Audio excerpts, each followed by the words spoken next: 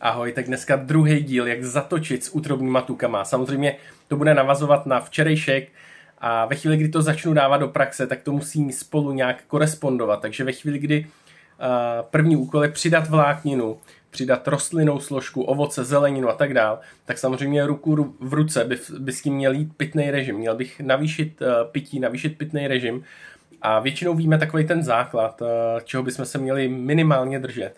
4 deci na 10 kg váhy, 2/3 dopoledne. Ve chvíli, kdy chci fakt něco zásadně jako zlepšit, změnit, tak bych to měl prostě navýšit, více do toho opřít. Takže klidně o 1/3 to můžu jako posunout dál a jestli můj pitný režim vychází někde okolo 3 litrů, tak to klidně můžou být 4 litry. Jo? Fakt to může být jako i víc, než jsem zvyklý.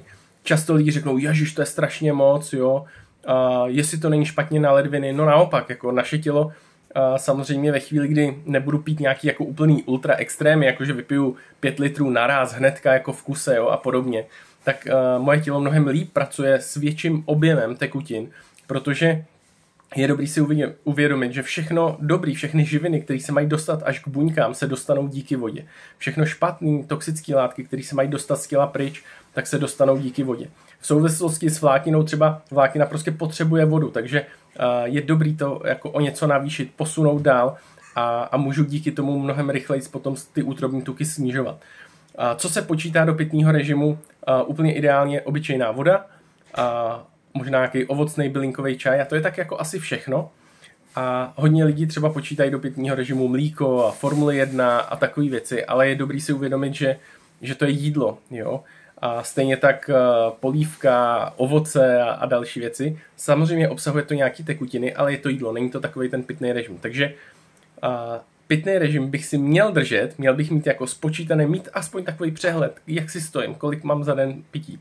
U mě v praxi to vypadá tak, že každý den, pokud nejsem někde úplně mimo domov, kde nemám lednici a podobně, tak každý den začínám aloe koncentrátem. Nejlepší pitný režim, který dokáže rychle ráno hydratovat moje zažívání. To je přesně to místo, který jako první potřebuje dostat tekutiny, aby začalo fungovat, abych byl připravený dostat ty živiny z toho jídla a zbavovat se toxických látek.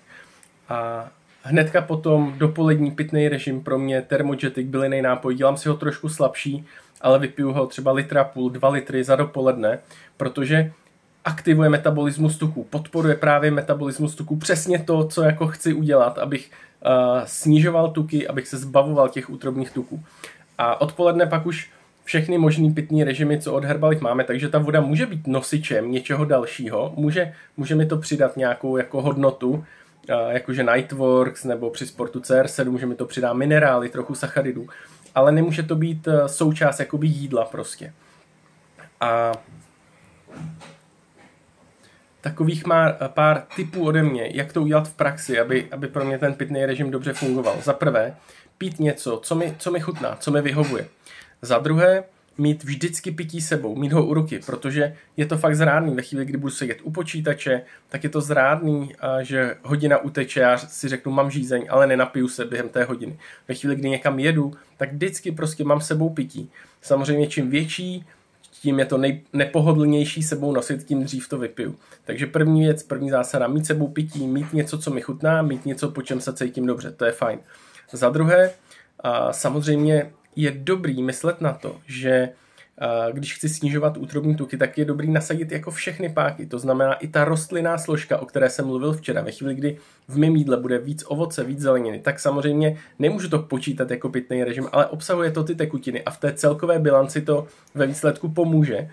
A samozřejmě je to lepší, než když si dám kus ovoce, než když si dám kus pečiva, protože to pečivo naopak spoustu vody potřebuje, než aby mi nějakou jako dodalo.